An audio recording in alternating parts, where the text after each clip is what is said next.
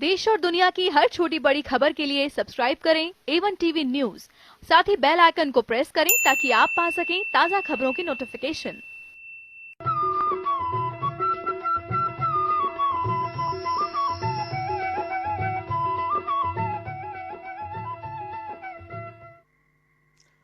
बहा पसीना गर्म रेत पर खेतों में अन्न उगाता है, धरती माँ का ज्येष्ठ पुत्र जय जय किसान कहलाता है। खून बहाकर सरहद पर तिरंगा शान से लहराता है, माँ भारती का लाडला बेटा जय जय जवान कहलाता है। जी हां, खेत में किसान और सरहद पर जवान बिना दिन रात देखे, बिना आंधी तूफान देखे काम करते रहते हैं, सिर्फ इसलिए कि 125 करोड़ हिंदुस्तानी पेट भर के खाना खाकर चैन से रह सके, सुकून से अपने त्योहार मना सके। आज राम राम सा में हमने एक ऐसे ही मेहमान को बुलाया है जो सेना में रहते हुए ऑपरेशन विजय के सदस्य रह चुके हैं। जी हां, वही ऑपरेशन विजय जिसे हम कारगिल युद्ध के नाम से जानते हैं। अपने सेना के दिनों में 3 लड़ाइयों में हिस्सा ले चुके नायब सूबेदार गणपत लाल यादव अब एक किसान हैं और सेना से सीखे अनुशासन को खेत में प्रयोग करके कई तरह के नित नए प्रयोग कर रहे हैं।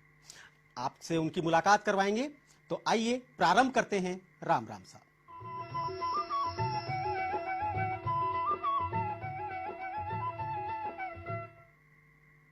जी हां, हमने आपको बताया कि आज हम जय जवान जय किसान में एक ऐसे ही व्यक्ति से मिलाने जा रहे हैं जो जवान भी रह चुके हैं, यानी कि सरहद पर सेना में काम भी कर चुके हैं और अब रिटायरमेंट के बाद उन्होंने तय किया है कि उन्हें सेवा तो धरती माता की ही करनी है, लेकिन अब किसान बनकर वो सेवा कर रहे हैं। दोनों ही तरीके से वो भारत माँ की सेवा करना चाह रहे हैं। हम सबसे पहले स्वागत करते हैं हमारे स्टूडियो में गणपत लाल यादव जी का, जो कि इस समय हमारे साथ मौजूद हैं। और गणपत जी, राजस्थान के जितने भी हमारे दर्शक हैं, राम राम साहब के जितने भी दर्शक हैं, उन सभी की तरफ से आपको जय हिंद, वंदे मातरम, राम राम साहब। राम राम साहब। गणपत जी, सबसे पहले तो हम आपसे ये जानना चाहेंगे कि जब आपके यहाँ पर खेती थी, किसानी थी, जमीन थी, तो फिर आपने सेना में जाने का मन कैसे बनाया? सर, मैं शुरू से ही प्रभावित था आर्मी से, भारतीय सेना से जी। और कुछ जो अपनी पढ़ाई है उसमें इतिहास, हिस्ट्री पढ़ करके सेना की, और मुझे ये लग रहा था कि मैं सेना में जाऊं। जी, ठीक है सर। तो और मुझे मौका मिला। 1988 में मैंने आर्मी ज्वाइन की, मेरा नंबर पड़ गया और मैं आर्मी में गया। लेकिन उससे पहले मैं किसानी के सारे कामों से जुड़ा हुआ था। पढ़ते हुए भी मैं पूरा काम खेत का करता था और जानता था। और फिर भारतीय सेना में गया। भारतीय सेना में भी मैंने 26 साल नौकरी की और मौका मिला मुझे। ऐसे तो सभी, ऐसा कोई नहीं कह सकता कि मैं भारतीय सेना में जाकर के लड़ाई नहीं लड़ा। हाँ, लेकिन मुझे करे वापस आ गए। हाँ, पर मुझे मौका मिला और मैं उन 3 ऑपरेशंस का हिस्सा रहा जो मेरे दौरान मेरी सेना की टुकड़ी 18 ग्रेनेडियर ने लड़े। जी। और कहाँ, कौन कौन से ऑपरेशंस में आप गए? सबसे पहले ऑपरेशन पवन श्रीलंका जी, और उसके बाद में सर 1999 में ऑपरेशन विजय कारगिल, उसमें मैं 18 ग्रेनेडियर का शुरू से लेके आखिरी तक ऑपरेशन टोलोलिंग और टाइगर हिल दोनों में रहा। उसके बाद में सर 2000 में पश्चिमी अफ्रीका में एक देश है सेरालोन, उसमें भी मुझे कुछ एक अपने देश के होस्टेज कर लिए थे। वहाँ के जो रेवोल्यूशनरी यूनाइटेड फ्रंट नाम का जो उग्रवादी संस्था थी उसने जी, तो वो ऑपरेशन लड़के हम उन बंदों को भी छुड़ा के लाए। उस ऑपरेशन का भी मैं हिस्सा था जी। हाँ जी साहब। आपने बताया था कि ऑपरेशन विजय में सबसे पहले चढ़ने वालों में आप थे और सबसे लास्ट में उतरने वालों में आप थे। हाँ बिल्कुल सर। तो कितना समय बिताया आपने वहां पर? सर 23 मई से लेकर के और 4 अगस्त तक का समय मैं दराज सेक्टर में और ऑपरेशन विजय के दौरान बिताया, क्योंकि मेरी पलटन रिजर्व बटालियन और मानसबल लेक के किनारे थी और हमें पता लगा और हमारे कमांडर्स ने बताया कि अपने को चलना है, वहां पे कुछ उग्रवादी आके बैठ गए हैं, क्योंकि पूरे देश को पहले ऐसे ही भ्रमित किया गया था जी, वहां पे उग्रवादी आके बैठ गए। लेकिन जब हमने पहला ऑपरेशन टोलोलिंग पे लड़ा तो हमें पता चला कि वहां पे पाकिस्तानी सेना है और पूरी तैयारी के साथ बैठी हुई है। तो हमारा बहुत लंबा ऑपरेशन चला सर वो, और उसको फतेह करने के बाद में फिर हमें 8-9 दिन का नीचे ब्रेक मिला और फिर हमें आखिरी लड़ाई जो टाइगर हिल के नाम से सबसे दुर्गम चोटी थी जी। उसकी लड़ी सर, और उसको हमने 4 जुलाई को उस पर विजय हासिल की। जी, आपकी पलटन की कोई महत्वपूर्ण उपलब्धि? हाँ जी सर, हमारी पलटन की मेट्रो वो मेरी जो यूनिट है 18 ग्रेनेडियर, उसने दोनों ही ऑपरेशन लड़े सर। और हम उपलब्धि तो यही है सर कि टाइगर हिल के विजेता, विदेशों के शांति दूत, और इस तरह की उपलब्धियां हमें मिली हुई हैं। और हमें बहुत से तकमों से भी नवाजा गया है जो हमारे बंदे थे, जैसे योगेंद्र सिंह यादव को जिंदा पीवीसी है सर, परमवीर चक्र जी ने मिला। परमवीर चक्र मिला है। जी हाँ, वो आप ही के टीम के सदस्य बिल्कुल थे। सर। और मेरे 18 ग्रेनेडियर के जो कमांडिंग ऑफिसर थे कर्नल कुशाल ठाकुर, उस समय के कर्नल कुशाल ठाकुर, अभी ब्रिगेडियर साहब से रिटायर्ड सर वो, उनको भी युद्ध सेवा मेडल दिया गया था। मेरी पलटन को राष्ट्रपति जी की तरफ से यूनिट साइटेशन मिला था जी। और 2 महावीर चक्कर मिले थे सर, 6 वीर चक्कर मिले थे, एक शौर्य चक्कर था, 16 सेना मेडल थे। बहुत से तकमे हमें उस समय दिए गए थे सर। और भारत की जनता ने भी हमारा इतना हौसला अफजाई किया सर, और हम जो है, मेरे को ये फक्र होता है कि वाकई में उस ऑपरेशन का हिस्सा था। जी हाँ, बिल्कुल सही बात है। तिरंगा देखकर जो दिल है वो हथेली पर धड़कता हुआ महसूस होता है। ये हम हिंदुस्तानियों के लिए गर्व की बात है। और आप जैसे सैनिक जब तक सरहद पर मौजूद हैं तब तक हम लोग बिल्कुल निश्चित तौर पर सुकून से यहाँ बैठे हैं, सुकून से अपने त्योहार मना लेते हैं। जी हाँ, किसी ने बिल्कुल सही कहा है कि जमाने भर में देखे हैं आशिक कई, पर वतन से खूबसूरत कोई सनम नहीं होता। नोटों में लिपट कर, सोने में लिपट कर मरे हैं कई, परंतु तिरंगे से खूबसूरत कोई कफन नहीं होता। चलिए, ये तो बात वो हुई जबकि आपने सेना में अपना वक्त बिताया। सेना से रिटायर होने के बाद आपके पास बहुत सारे दूसरे ऑप्शंस थे। आप कोई नौकरी कर सकते थे, आप दुकान खोल सकते थे, आप कोई ऑफिस कर सकते थे, या अपने जिंदगी को आराम से बिता सकते थे। इतनी पेंशन और इतनी पैसे मिलते हैं। आपने उसके बाद खेती करने का फैसला क्यों किया? सर, एक तो मैं आपको पहले बता चुका हूं कि मेरा जो है आर्मी में जाने से पहले भी पढ़ाई के साथ साथ मैं पूरी खेती किया करता था जी। सर, मैं ऊंट से और बैल से हल जोड़ लेता था। उससे समय, ये मेरा सौभाग्य ही है कि मैंने वाकई ही इतना बदलता युग परिवर्तन देखा आपने भी है सर जी। लेकिन हो सकता है ऐसे काम नहीं किए। मैंने जो लाव और चड़स से जो पानी निकाला जाता था ना सर, उसमें मैंने चड़स भी खींचा है और लाव के वो कीली लगा करके उससे भी किया है। फिर मैंने खेतों में ऊंट और बैलों के साथ में जुताई की है, क्योंकि उस समय मेरी जरूरत थी वो जी। मेरे पिताजी एक किसान थे जी। ऐसे कोई आय के और कोई जरिया नहीं थे। और उनमें मैं वो सरकारी गवर्नमेंट स्कूल में पढ़ करके और नजदीक स्कूल में बैल बजती थी, तब काम को छोड़ के भागना, वापस आते ही फिर उनके साथ लग जाना जी। तो ये मेरे लिए आसान सी बात थी जी। और फिर एक जुड़ाव भी तो होता है सर, जो इस धरती मात से, वहां भी 26 साल के दौरान मैंने ये रखा और मेरा यहाँ भी यही रहा सर। मैं 2017 में दिसंबर में पटवार प्रतियोगी परीक्षा में पास हो गया जी। लेकिन सर, अच्छा, रिटायरमेंट के बाद से ओके, हाँ ठीक है सर। और मैंने दिया कि मैं भी कोशिश करूं और पटवारी बन जाता हूं, और बन गया सर।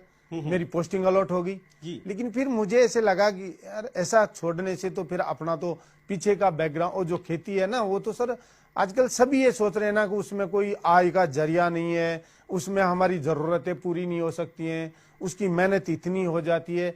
लेकिन सर, अनुशासन के साथ यदि हम सुबह उठ करके उसमें लगते हैं जी। और फालतू बातों पे ध्यान नहीं देते हुए उसको तरीके से करते हैं, तो पक्की बात है सर, वो धरती माँ हमें सब कुछ देती है जो हमें चाहिए जी। वाकई बहुत बड़ी बात कही आपने कि आपने पटवार परीक्षा में सिलेक्शन होने के बाद, चयनित होने के बाद उस नौकरी को छोड़ा और वापस लौट कर अपने खेतों में आए और उन खेतों में काम करना शुरू किया।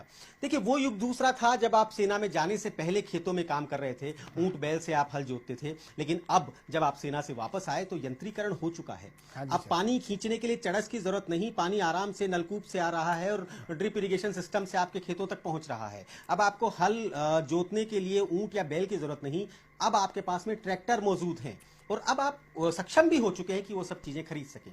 तो किस प्रकार से आपने खेती को नए आयाम दिए, किस प्रकार से आपने शुरुआत की?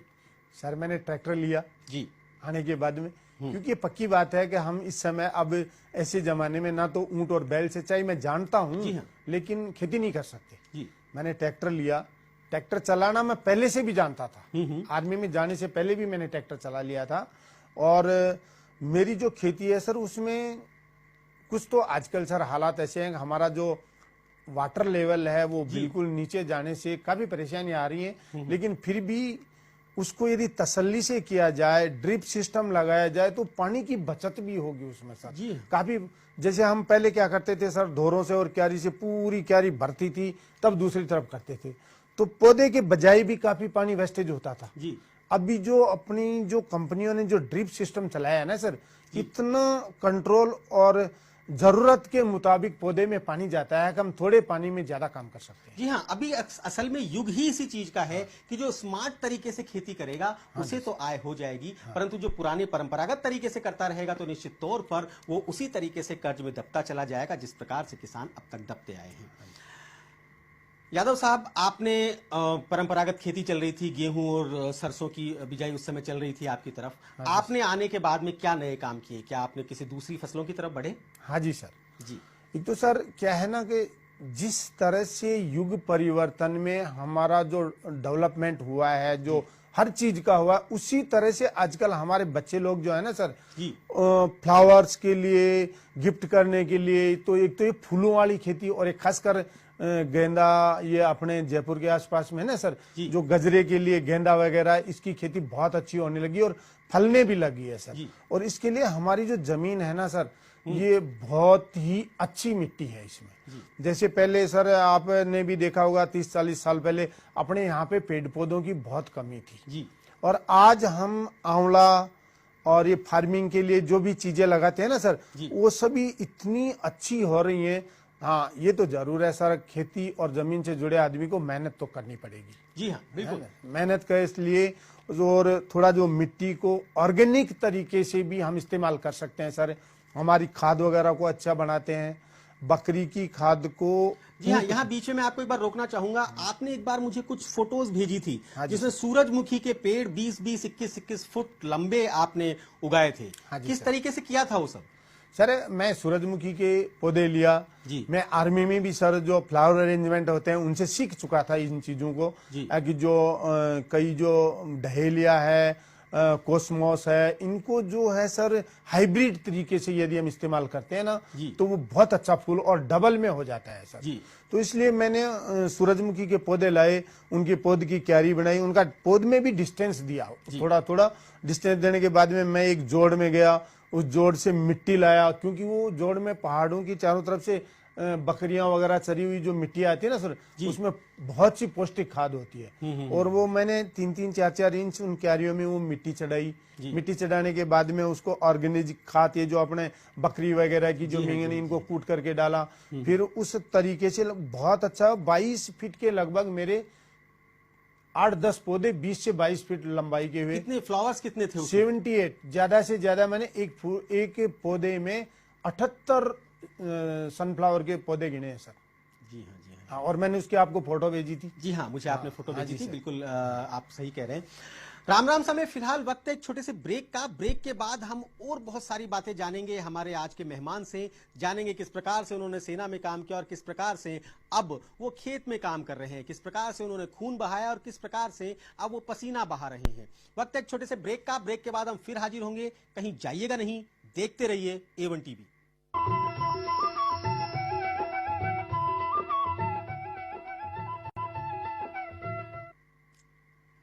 स्वागत है आप सभी का एक बार फिर से आपके इस खास कार्यक्रम राम राम सा में, जो कि आज हम बात कर रहे हैं जय जवान जय किसान पे, अर्थात एक ऐसे व्यक्ति से जो कि सेना में भी रह चुके हैं और अब किसानी कर रहे हैं, खेती कर रहे हैं।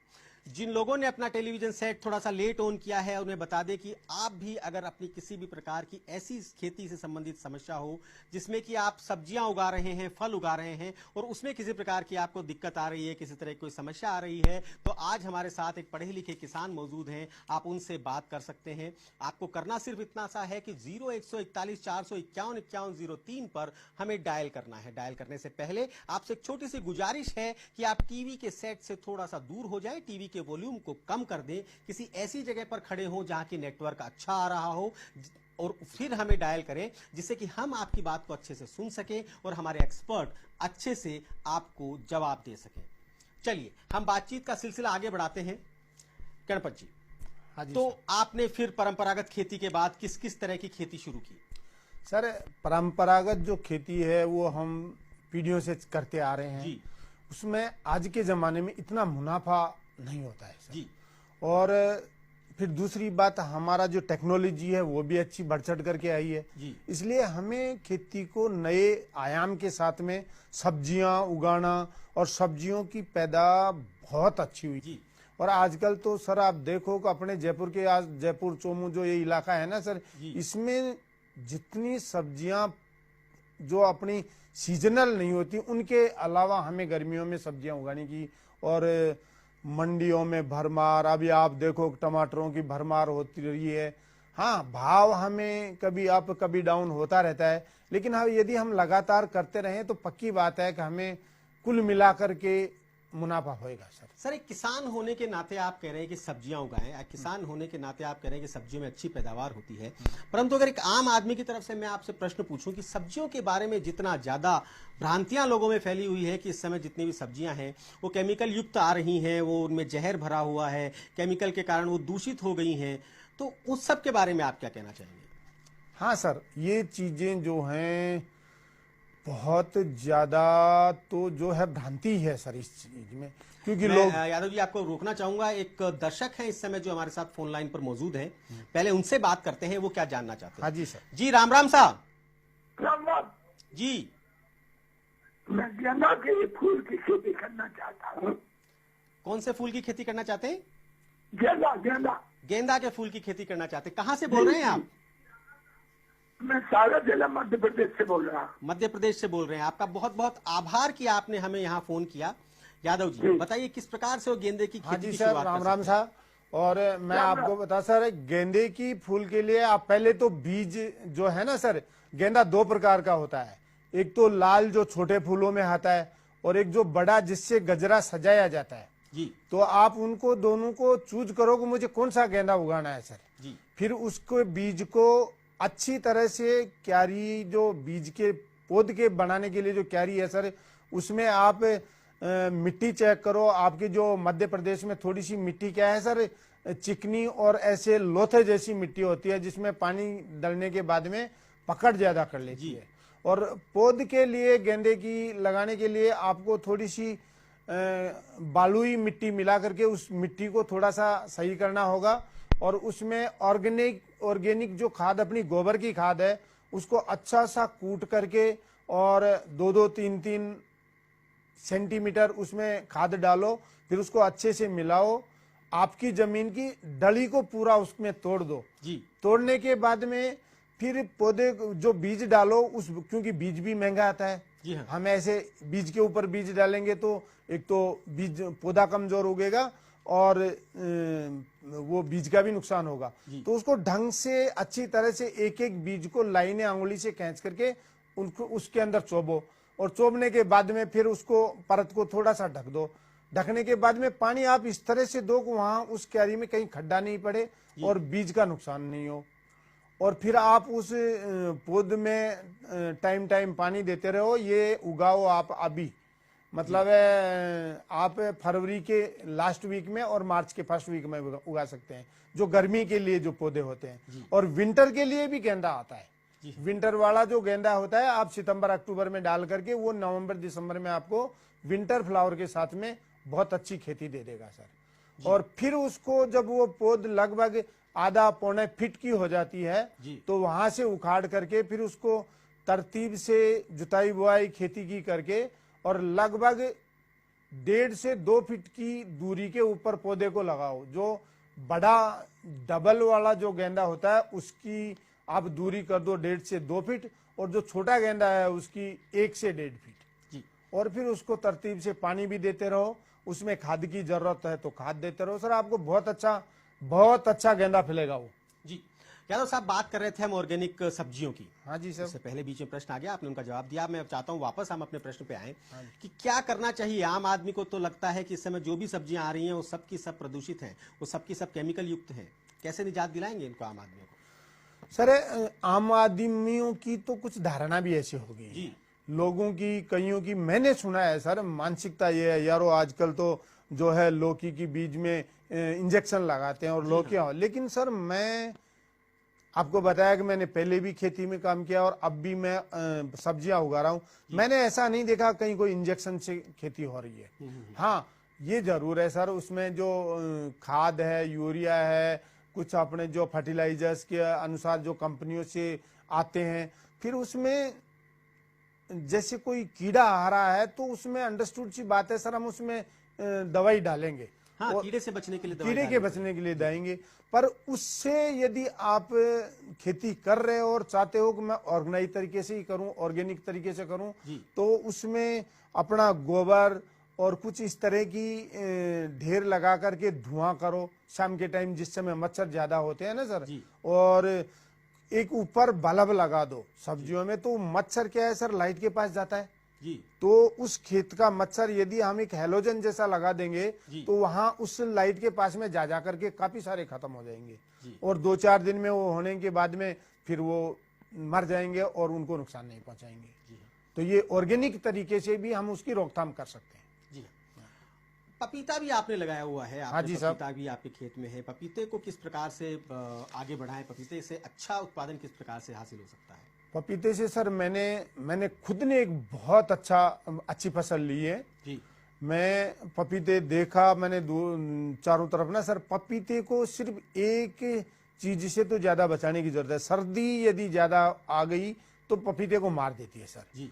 तो पपीता जो है सर, आजकल तो अपने यहाँ पे कोई ताइवान लेडीज नाम से भी आ रहा है, 786 नाम से भी आ रहे हैं, नई नई तकनीकी के बाहर से भी अपने पास में पपीतों की पौधा आ रही है सर। पपीते को सर आप आराम से, पपीते के लिए एक नाप जोक करके ना सर आप, और 6 से 7 फीट या 8 फीट के लगभग वो अपनी ड्रिप का पाइप बिछाएं, उसके नीचे आप 10-10 फीट पे, 8-8 फीट पे खड्डा बनाएं, खड्डा 2 से 2.5 फीट खोदें, उसके अंदर अच्छी तरह से अपना गोबर की खाद है, थोड़ा सा उसके अंदर सर एक, मैं तो मेरे जो किया उसमें बताया कि मैंने एक खड्डा खोद करके जिस समय मैंने पपीता उगाए उसी समय अपना जो देसी आक है वो लगभग 40-50 किलो आक लाया, फिर 40-50 किलो ही नीम के पत्ते लाया, और 40-50 किलो ही में बकरी के जो मींगण होती है उनको लाया, और एक खड्डे में उनको कुट्टी बना करके डाला, और उसको 20 दिन महीने तक पानी से भरा रखा जी। और वो पूरा गल गया ना सर, तब मैंने उसको अच्छी तरह से फावड़े से उसको मिलाया। मिलाने के बाद में जब उसको जरूरत हुई खाद की और ऐसी चीजों की ना, तो सर मैंने उसको पतला करके और एक एक खड्डे में बाल्टी से जग से डाल करके किया, क्योंकि वो ड्रिप में तो जाएगा नहीं जी। तो उसको एक एक खड्डे में डालो। तो इस तरह की जो चीजें हैं ना सर, वो बहुत अच्छी होती है। और पपीता 3 फसल देगा, और पहली फसल तो इतनी अच्छी दी कि 6-6, 7-7 किलो के पपीते मिले हैं सर मुझे जी। हाँ जी, जी हाँ। राम राम साहब, वक्त है एक बार फिर से एक छोटे से ब्रेक का। ब्रेक के बाद हम फिर हाजिर होंगे। देखते रहिए A1 TV।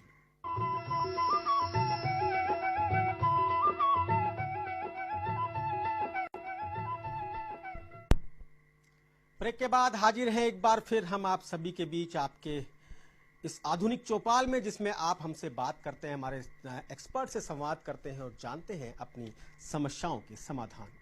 आज का हमने कोई ऐसा पर्टिकुलर सब्जेक्ट विषय नहीं चुना था, बट हमने आज एक ऐसे व्यक्ति को चुना है जो कि किसान है, इससे पहले जवान थे, सरहद पे रहने वाले जवान। अगर आप भी सब्जियों से संबंधित किसी भी प्रकार की खेती के बारे में कोई प्रश्न पूछना चाहते हैं तो 0141 451 5103 पर हमसे बात कर सकते हैं। ठीक उसी प्रकार जिस प्रकार से एक दर्शक इस समय हमारे साथ फोन लाइन पर मौजूद हैं और रूबरू होना चाहते हैं हमारे एक्सपर्ट से।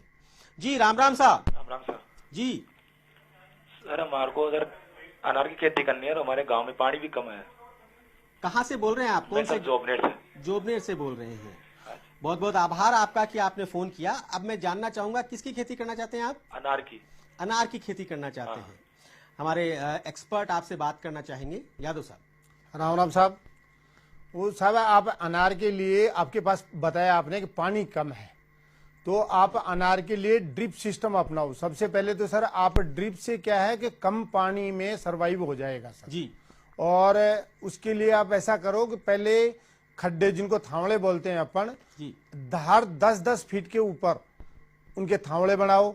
और थावड़े को सर जो खड्डा है उसको आप 2.5 से 3 फीट तक खोदो। जब आप पौधे लाओगे, अच्छी नस्ल के पौधे लाओ, उसमें जो आप जो दवाइयाँ, जो रासायनिक दवाइयाँ, उनके बजाय ऑर्गेनिक गोबर की खाद और नीम के पत्ते और अच्छी सी गुड़ाई करके पौधे को लगाओगे। उसके बाद में उसको थोड़ा सा 5-7-10 दिन के लिए खड्डे को छोड़ दो, उसमें थोड़ा धूप लगने दो।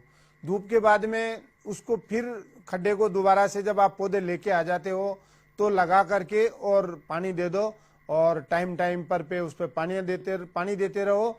और जो मैंने अभी थोड़ी देर पहले बताया था, शायद आप सुन रहे होंगे तो, कि एक खड्डा बना करके उसमें नीम के पत्ते, आक के पत्ते, एक अडुष्टा आता है अपने, अडुष्टा के पत्ते और गोबर की खाद, इनका एक मिक्स मिश्रण जो है वो तैयार करें। लगभग महीने भर उसमें पानी डाल करके उसको सड़ाव बना के तैयार करें और उस खाद को यूज करें। और उस खाद को आप हर एक खड्डे में हर पानी के साथ में आधा जग उस अनार के पौधे के थावड़े में डालें। आपका अनार बहुत हेल्दी होगा सर। जी हाँ, जोबनेर से जो दर्शक हमें फोन कर रहे हैं उन्हें बताएं कि जोबनेर में तो फिर भी पानी बहुत है। अनार तो इस समय बाड़मेर के उन इलाकों में भी हो रहा है जहां किसी समय पर जिसे काला पानी कहा जाता था। बस आवश्यकता है तो ये कि पानी का उपयोग इस प्रकार से किया जाए, समझदारी से किया जाए, स्मार्टनेस के साथ किया जाए कि आपके जो सूखा इलाका है उसमें भी अनार का सुर्ख रंग लहराने लगे। एक और दर्शक इस समय हमारे साथ फोन लाइन पर मौजूद हैं। जी नमस्कार, राम राम साहब। राम राम साहब। जी सर, मैं जो गेहूं की फसल के साथ ये बागवानी करना चाहते हैं। कहाँ से बोल रहे हैं आप? जी अजमेर से बोल रहा हूँ। अजमेर से, क्या शुभ नाम है आपका? जी जीतराम। जीतराम जी, इस समय किस किस तरह की फसल कर रहे हैं आप? जी सर, जो गेहूं और ये फसल कर रहे हैं अभी तो। और कितनी बीघा जमीन है आपके पास? जी यही 60 बीघा समथिंग। 60 बीघा जमीन है, बहुत बढ़िया। यादव साहब आपसे बात करना चाहेंगे। जी आपके पास पानी के सोर्स क्या है? जी कुआं है जी, और वो है जिससे करते हैं जी। हाँ, तो सर आप जो है गर्मियों के टमाटर और मिर्ची, ये जो हमारी ऑर्गेनिक जो सब्जियां हैं, ये लगाएंगे तो आप एक ड्रिप का सेट लो सर।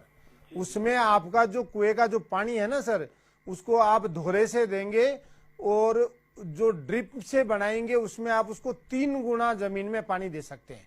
और उसमें जो अपने दवाई केमिकल उसकी रोकथाम के लिए जो चीज देंगे ना सर, उसके लिए उसको एक निश्चित बर्तन आता है, उसमें दवाई का माप आता है। डालने के बाद में सर आपको बहुत ही हेल्दी सब्जियां होंगी और बहुत मुनाफा होगा सर। अगर बागवानी में वो कोई फलों के पौधे लगाना चाहें तो क्या क्या लगा सकते हैं? फलों के पौधे में सर, यदि आपके पास में, आपके यहाँ पे सर्दी कम मारती है, सर्दी का प्रकोप कम होता है, तो आप लगाइए सर पपीता। पपीता ऐसा है सर, जल्दी फल आने वाली चीज है और बहुत अच्छा मुनाफा देता है। और अब यदि आपको लगाना है पपीते के बीच बीच में ही आप लगा सकते हो, तो अनार भी लगा सकते हो, नींबू भी लगा सकते हो और आंवला भी लगा सकते हो। ये अपने बागवानी में बहुत अच्छे फल रहे हैं सर आजकल। जी यादव साहब। हाँ जी साहब। हम बात करते हैं जय जवान जय किसान की। बहुत पुराना है, लाल बहादुर शास्त्री के समय का दिया हुआ नारा है हमारे पूर्व प्रधानमंत्री। आज भी वही चल रहा है, जय जवान जय किसान। आज एक आम बच्चा जो कि पढ़ाई करता है, वो जय जवान करता हुआ सेना की तरफ जाना चाहता है, परंतु वहां कंपटीशन बहुत तगड़ा है। वहां प्रतिद्वंदिता बहुत ज्यादा है, उस कारण से वहां नहीं जा पाता। और किसान वो बनना नहीं चाहता। तो किस प्रकार से नारा आगे चलेगा सर? ये नारा आगे चलेगा सर, क्योंकि एक तो सर हमारी जो सेना में जितनी जरूरत है जी, अभी सर भर्ती हो रही है जवान की, और लेने हैं 200 आदमी और आ गए हैं 2 लाख आदमी। हाँ। सब जानते हैं अपन, उनके मन में सर देश हित का जज्बा है। हाँ। लेकिन जो पार्टी उनको सिलेक्शन करने के लिए बैठी है ना सर, उसको भी ये सोचना पड़ेगा कि अब मुझे जो 200 बंदे लेने हैं, वो बात तो सही है। देखिए, जवानों वाली बात तो सही है कि उन्हें जितनी जरूरत है, जो फिट होंगे, सबसे अच्छे फिट होंगे, उन्हें लेंगे। बात तो ये है कि जो 2 लाख बढ़ रहे हैं वो इसलिए बढ़ रहे हैं क्योंकि लोग किसान की तरफ नहीं जाना चाहते। मेरा मुद्दा ये है, क्यों नहीं जाना चाहते? आप भी तो, अगर आपके परिवार में देखा जाए तो आप भी सब कुछ छोड़ के, पटवार परीक्षा छोड़कर खेती कर रहे हैं। हाँ सर। तो आज का युवा क्यों नहीं करना चाह रहा? इसलिए सर सबसे बड़ी मैंने आपको बताऊं सर, अपने बुजुर्गों की हम खास इस बात पे बाद में बात करेंगे। एक दर्शक हैं इस समय पे फोन लाइन पर, हम उनसे भी बात करते चले, सब साथ साथ चलेगा। जी राम राम साहब। Ram Ram sir, Ram Ram sir. जी कैसे हैं आप? ठीक है जी पूछिए, प्रश्न पूछिए। चना के बारे में जानकारी। किसके बारे में जानकारी चाहिए? चना चना के बारे में जानकारी चाहिए। हाँ। कहाँ से बोल रहे हैं आप? हम जोधपुर जिला से। जोधपुर जिले से। जोधपुर जिले में किस जगह से? लोहावट। लोहावट से बोल रहे हैं। हाँ। अभी क्या खेती कर रहे हैं आप?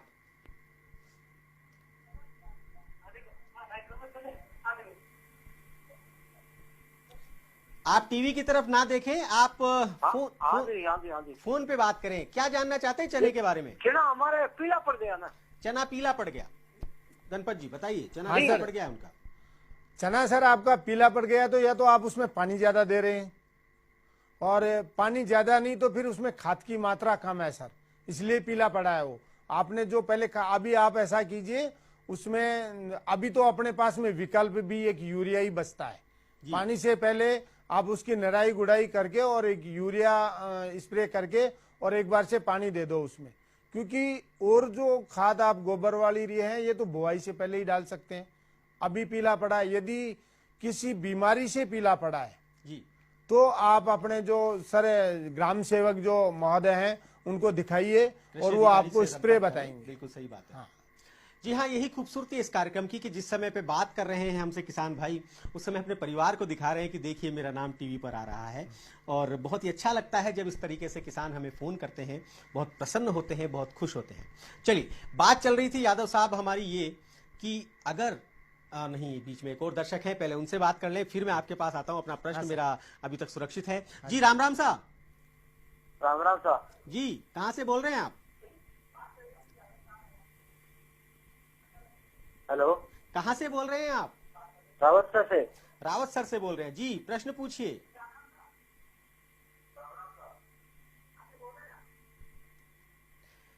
रावत सर से।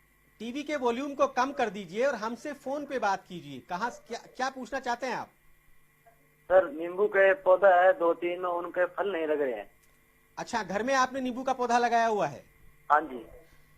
यादव जी बताइए। हाँ जी सर, उसमें फल नहीं आ रहा है जी। और वो ऐसा कीजिए सर, उसको आप उसकी जड़ों के चारों तरफ से 1 फीट के दूर से उसको खोदो और उसके अंदर जो जड़ों का जजून जो हो जाता है सर, छोटी जड़ों का, उसको थोड़ा ठीक से निकाल करके उसमें आप 4-5 किलो, एक पौधा है तो 4-5 किलो के लगभग उसमें छाछ डाल दो। छाछ डालने से उसमें फ्रूटिंग होगा सर, जरूर फ्रूटिंग होगा। हम लोग ये विकल्प हम लोग इस्तेमाल करते हैं, इसलिए मैं आपको बता रहा हूँ सर। जी हाँ, छाछ डाल के थोड़ा सा सब्र भी रखना पड़ेगा, क्योंकि सब्र का फल हमेशा मीठा होता है और अच्छा होता है। और यदि उसमें ऊपर पत्तों में जाड़ा है, क्योंकि जाड़े की वजह से भी फ्रूटिंग कम होती है, जी हाँ, तो आप उसके जाड़े को हाथ से या किसी लकड़ी के डंडे में थोड़ा कपड़ा बांध करके उस जाड़े को हटा दो, जिससे उसका जो मकड़ी जैसे कीड़े हैं वो खत्म हो जाएंगे और उसमें जो बढ़ने वाला जो बगर है ना, वो उसमें फ्रूटिंग हो जाएगी, उसको बचा दिया जाएगा। जी यादव साहब। हाँ जी साहब। मैं अपने प्रश्न के साथ फिर से यही हूं कि अगर युवा किसान नहीं बनना चाहेगा, खेती की तरफ नहीं जाना चाहेगा, तो इस खेती का होगा क्या? हाँ सर, ये बहुत बड़ा प्रश्न है, आपने सही पूछा है। अगर बच्चों के सबके दिमाग में एक ही चीज हो गई कि हमें कोई गवर्नमेंट जॉब मिले या कोई ऐसा जॉब मिले जिसमें हम जो इजी हो, जी हाँ, जिसमें मेहनत नहीं हो, और ये खेती विकल्प ऐसा है जो हमें हमारे बुजुर्गों ने। यहाँ सर मैं आपको रोकना चाहूंगा कि युवाओं की तरफ से कि वो इजी और उसकी बात कम देखते हैं, अपने भविष्य को सुरक्षित करने की बात ज्यादा देखते हैं। वो भी ज्यादा देखते हैं। मेहनत करने को तैयार है आज का युवा, मैं ये नहीं कहता। आज बड़ी बड़ी कंपनीज में जहाँ पे वो नौकरी करता है, वहाँ रात को 12-12 बजे तक काम करते हैं। बात है सिर्फ भविष्य के सुरक्षित होने की।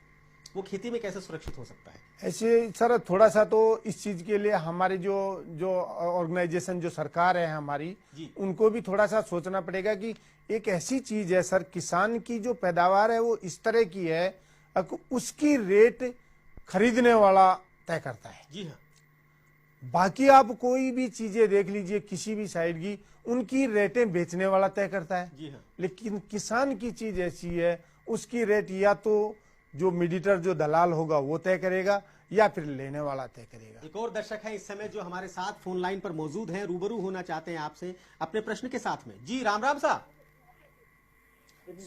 सुन पा रहे हैं आप हमारी आवाज? कहां से बोल रहे हैं आप?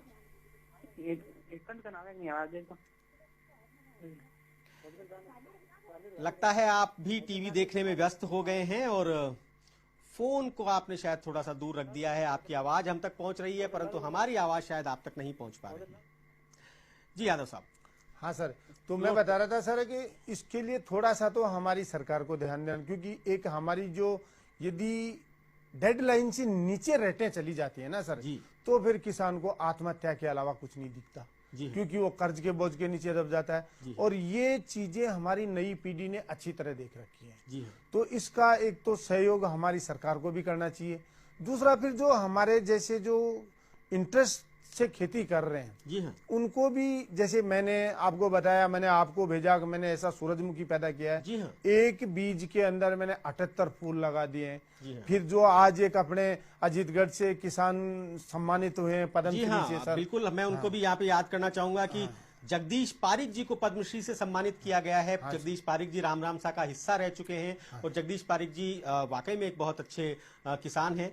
उनके बारे में बात करेंगे। एक और दर्शक इस समय हमारे साथ मौजूद हैं। जी राम राम साहब। राम राम साहब। जी नमस्कार। नमस्कार जी। कैसे हैं आप? ठीक है जी। जी पूछिए, प्रश्न पूछिए। जी मैं तैया गांव से बोल रहा हूँ।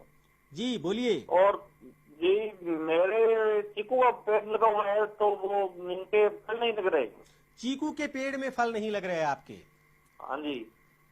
यादव चीकू साहब। का पेड़ भी वही नींबू जैसी कैटेगरी में आता है सर। जी। नींबू आम तो जो इसमें इन पेड़ों में फल लगने में सर क्या है कि एक तो कुछ एक तो ऐसा है कि आप वहाँ का टेम्परेचर जो है या तो वो पौधे को प्रभावित कर रहा है आपके को, नहीं तो फिर आप खोद करके उसमें जो जड़ों के अंदर जड़ूंज जैसा हो जाता है ना सर, वो उस पौधे को फलने नहीं देता है और उसमें फ्रूटिंग नहीं होता है। जी। तो उसके लिए आप उसको चारों तरफ से थोड़ा इस तरह के टूल से गुड़ाई करो जो उसके अंदर उनकी जड़ों के अंदर जाकर के उनको थोड़ा सा खोले, जी। जिससे वो उनकी मिट्टी और वो जड़ें जो नीचे अपना पैर वो जो हिस्सा चलाएंगी ना तो सर उनमें फ्रूटिंग आएगी। और थोड़ा सा वही आप भी छाछ का प्रयोग करो, क्योंकि ये जो छाछ है अपने देसी चीज है, ऑर्गेनिक है, अपने घर में बनती है, हर किसान के यहाँ मिलती है और आसानी से मिलने वाला विकल्प है।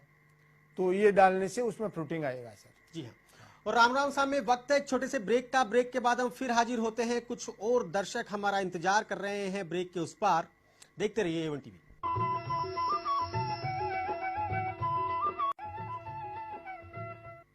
जी हाँ, स्वागत है एक बार फिर से आपका आपके इस खास कार्यक्रम राम राम साहब में। एक और दर्शक हैं इस समय जो कि हमारे साथ फोन लाइन पर मौजूद हैं और बात करना चाहते हैं हमारे एक्सपर्ट से। जी राम राम साहब।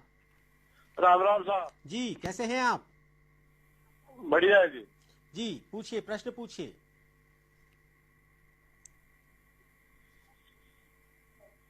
क्या जानना चाहते हैं आप?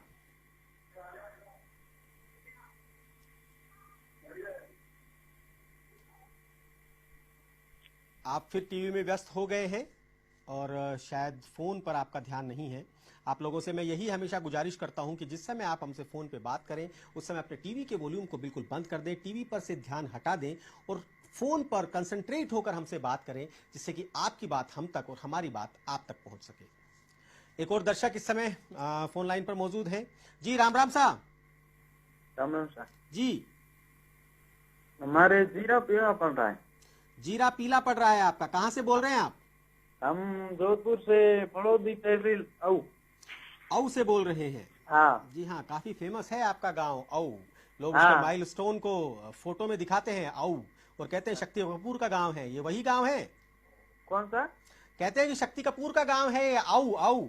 हाँ जी हाँ, दर्शक आपसे बात कर रहे हैं यादव साहब। जी अच्छा। हाँ सर, देखो जीरा जो है ना सर वो पश्चिमी राजस्थान की खेती है और जीरे का जो वातावरण है उससे वो प्रभावित होता है। कुछ एक ऐसे जो अपने जो इस समय जो हवाएं चली हैं, जो पछुआ हवा चल करके जो एक मौसम का मिजाज भी बिगड़ा है, इससे भी वो प्रभावित हुआ है।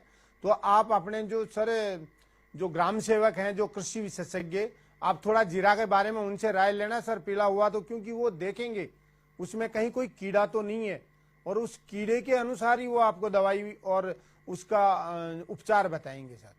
तो आप एक बार कोशिश कीजिए अपने कृषि पर्यवेक्षक से बात करने की और अपने खेत को दिखाइए सर। जी हाँ, जीरे के बारे में कहा जाता है कि इसकी खेती थोड़ी सी टफ पड़ती है। एक लोकगीत भी है कि मत बाओ म्हारा पड़ना जीरो, वो जीरो जीव को बैरी रहे। जी हाँ, जीरे को बहुत ही एहतियात से उगाया जाता है।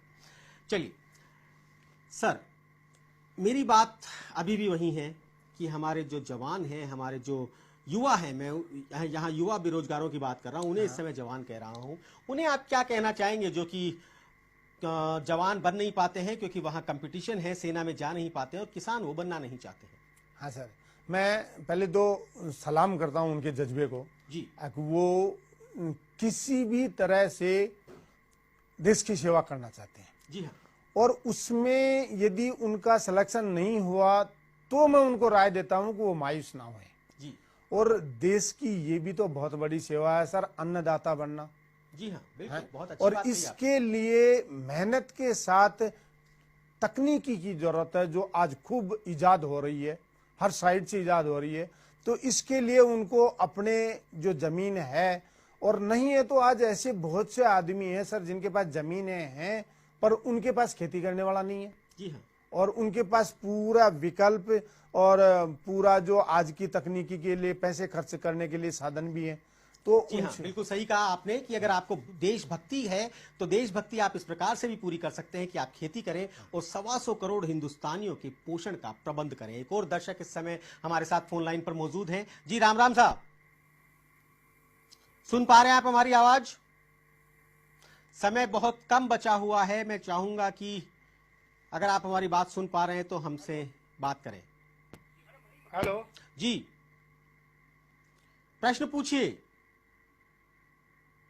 कोई बात नहीं, शायद संपर्क व्यवधान आ चुका है। चलिए, तो मैं ये बात कह रहा था कि अगर आप देशभक्ति है, अगर आप चाहते हैं कि अपने देश के लिए कुछ करें, तो इस समय पर कृषि एक बहुत अच्छा विकल्प है। जिन युवाओं ने स्मार्टनेस के साथ, जिन युवाओं ने स्मार्ट टेक्नो खेती को अपनाया है, वो युवा वाकई में बहुत सक्सेसफुल हुए हैं। उन्होंने किसानों के लिए मिसाल कायम की है और इस खेती के प्रति लोगों का मोह भी बड़ा है। एक और दर्शक इस समय हमारे साथ फोन लाइन पर मौजूद हैं। जी राम राम साहब। राम राम साहब। जी, प्रश्न पूछिए, कैसे हैं आप? बढ़िया है जी। जी। हमारे खेत में नींबू लगा रखे थे जी। उन नींबू तो लेकिन वो अपनी मटर के बराबर होते जी जी सर, नींबू गिर जाते हैं उनके? हाँ सर, आपके नींबू गिर जाते हैं।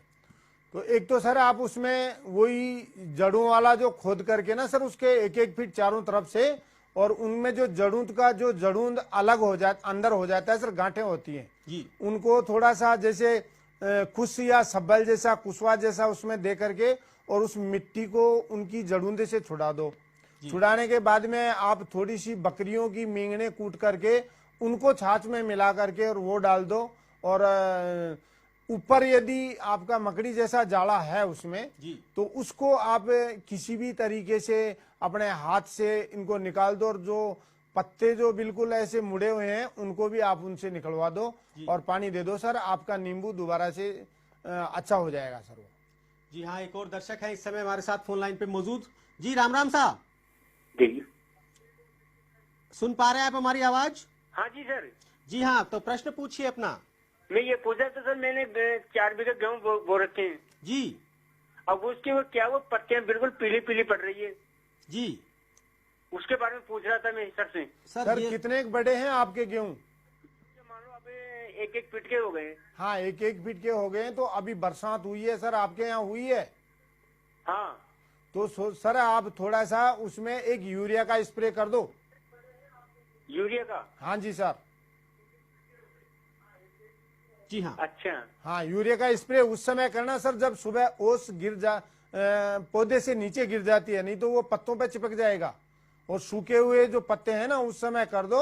और फिर यदि आपके पास में पानी देने का जरिया जो अपने फुहारे हैं तो वो चला देना दूसरे दिन, या तो क्यारियों से पाते हो तो एक बार पानी देने से पहले यूरिया स्प्रे करके फिर पानी दे दो उनमें। जी हाँ, या एक और दर्शक हैं जो इस समय फोन लाइन पर मौजूद हैं। जी राम राम साहब, सुन पा रहे हैं आप हमारी आवाज? हेलो, हाँ जी सुन रहा हूँ। जी हाँ, तो प्रश्न पूछिए अपना। आप पर्सन पूछ रहा हूँ सर। सरसों में हमारे यहाँ अब इतनी शीतलहर चल रही है, ठंड पड़ने की ज्यादा है सिस्टम, किसकी स्प्रे करें उस सरसों में? कहाँ से बोल रहे हैं आप? हरियाणा से बोल रहा हूँ जी, बिल्कुल बॉर्डर पर, राजस्थान की बॉर्डर है। बिल्कुल हरियाणा से बोल रहे हैं, बॉर्डर से। और इस समय शीतलहर के कारण आपकी सरसों, जी क्या करना चाहिए उन्हें? सर आपकी सरसों जो है, वैसे तो सर्दी जो है सर, सर्दी तो शीतलहर है और सबसे ज्यादा असर सरसों पे ही डालती है जी ठीक है सर। लेकिन फिर भी यदि आपकी सरसों बच रही है तो उसके अंदर आप, मैं तो जो ऑर्गेनिक तरीका है वो ज्यादा इस्तेमाल करता हूँ। तो आप उसके उत्तर की साइड जिससे हवा आ रही है ना सर, शाम के समय वहां थोड़े से ऊपड़े, आपकी भाषा में बोलते हैं, 3-4 ढेरियां लगा करके खेत के, और वो जला के थोड़ी धुआं कर दो, रात को उससे बचाव हो जाएगा। और नहीं तो सर आप फिर वही कृषि पर्यवेक्षक से कोई स्प्रे पूछो उस चीज का। जी हाँ, तो यादव साहब यही एक इस कार्यक्रम की खूबसूरती है कि यहाँ पर प्रश्न अधिक होते हैं और समय कम पड़ जाता है। जैसे ही किसानों को थोड़ा सा लगने लगता है कि हमारे संबंधित प्रश्न हैं, उसके बाद जब उनके फोन आने लगते हैं तो अक्सर हमें लास्ट में जाते जाते उनके फोन को छोड़ना पड़ता है। 7:30 बजे तक हमारे फोन कॉल्स आते रहते हैं, परंतु इस समय वक्त हो चला है। मैं एक बार फिर आपसे निवेदन करूंगा कि हमारे उन युवाओं के लिए जो कि खेती में नहीं जाना चाहते हैं, मैं चाहूंगा कि आप एक अपील करें उनसे, जिससे कि वो लोग खेती की तरफ वापस से आकर्षित हों। हाँ, मेरी सर उन सभी युवाओं से ये अपील है, और अपील भी क्या है, मेरी तरफ से राय है सर ये, कि निराश नहीं हो। उन्होंने विकल्प चुना है, विकल्प में नंबर नहीं पड़ा और फिर वो युवा निराश होकर उसी के पीछे पड़ जाता है, वो मत करो। क्योंकि हमारे पास में ये जो खेती है, ये जो जमीन है, हम इसका श्रृंगार करने की कोशिश करें तो ये सर हमारे देश के लिए अन्न उत्पादन करेगी, और ये खुद भी अच्छी लगेगी और हम भी अच्छे लगेंगे।